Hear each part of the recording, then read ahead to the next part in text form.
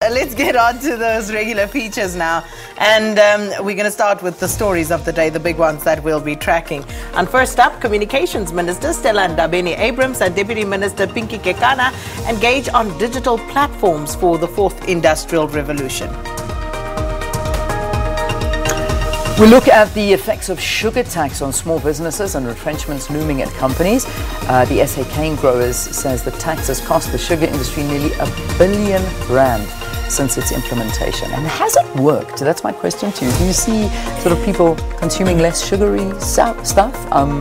Was that the idea behind it all, or was it just really just to get in more money? Honestly, don't know, and it's an interesting question. Yeah. But also yesterday, what I thought was interesting about that was the unions, you know, when they spoke about job losses and talking about imploring some of the manufacturers of substances or products that contain sugar to use less sugar. Yeah. And I'm thinking, but you're not thinking about the people who actually produce the sugar. 100%. They're going to lose their jobs. It's like just weird. It is. Sometimes we have this, you know, a silo mentality. We see things in these silos without seeing the bigger picture. Yeah, and there are big consequences on that one. All right, so that's the sugar industry. And then the case of 11 suspects arrested in connection with an incident related to the Verulam mosque attack resumes in the Verulam Magistrates Court today, and all suspects currently out on bail. And the Durban University of Technology hosts an urgent media briefing to give an update on the latest developments within the university, including the status of the academic program. Yeah, though the institution was closed, Yeah. The Durban campuses were closed earlier this week. Yeah. So due to violence and other issues affecting academic campuses there. Okay, let's have a look at your trending stories for today. And Pravin Gordhan, he's the stealing center stage there, and quite an interesting one actually last night. Demanding that apology and he got getting it it within from minutes. the ANC. Sure, it was quite a big one, yeah, I must say.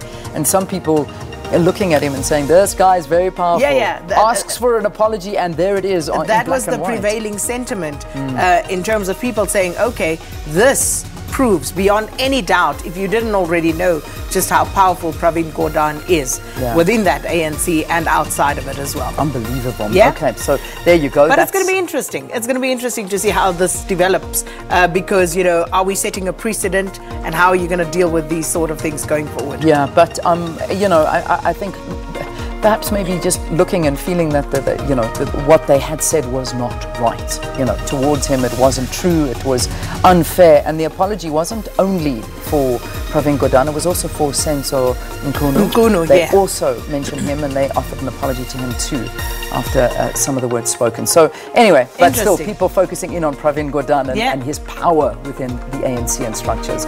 Edenvale High School, we had that in the news. In the news, absolutely. And you and I think both agree that what our question should be looking at today, after all of these incidences, I mean, we saw the bridge collapsing earlier this year. Now we are seeing schools coming under attack where, you know, AK-47s are involved and shootouts happening. How safe are our schools? We send our kids there every single day. Are you losing a little bit of faith? Are you getting a bit concerned about the state of our schools in South Africa? And I think it's something we need to... And that's the question we're asking you this morning. Are you concerned about safety in our schools?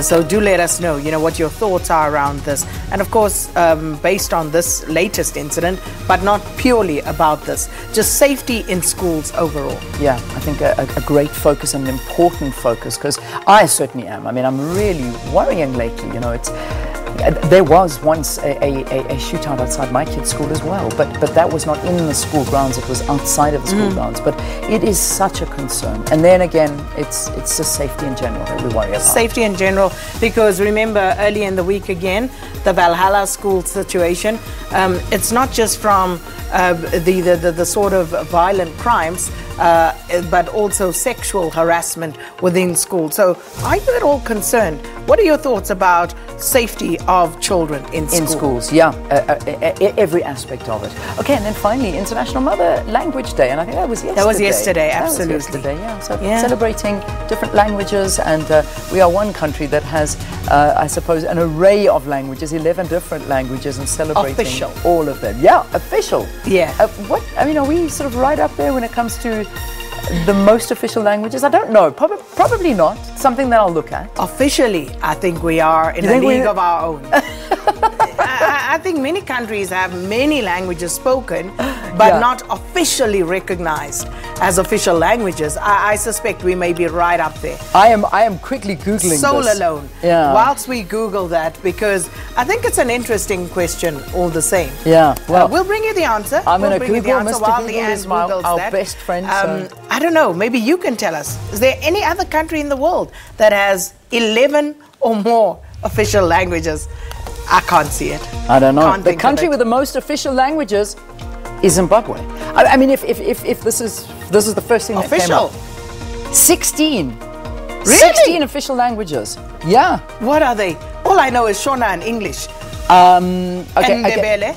So they're Chewa, Shibalwe, English, Kalanga, Khoisan, Nambia, Ndau, Ndebele, Shangani, Shona, sign language. And all official. Sotho, Tonga, Tswana, Venda, and Xhosa. All official. The legal. Listen, look, Google. Don't look at me. This is Google. I'm sorry if I'm getting it wrong, but it's on a. It's GuinnessWorldRecords.com. What language should be there as well? And Zulu. Zulu and Xhosa it should be. I don't know. It seems but they're accommodating any language group that comes in.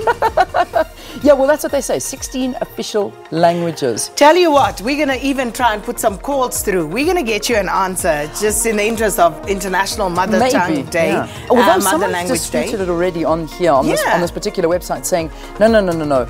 Actually, India has the most. It's got 22 official languges. So we're going to dig deeper. And but if you know the thought answer, we please were write to up us. there all by ourselves. Child's play. 11. 11. 20 odd. Well, then they have more than how many citizens do they have? Over a billion. Exactly. So makes sense. Yeah. Okay.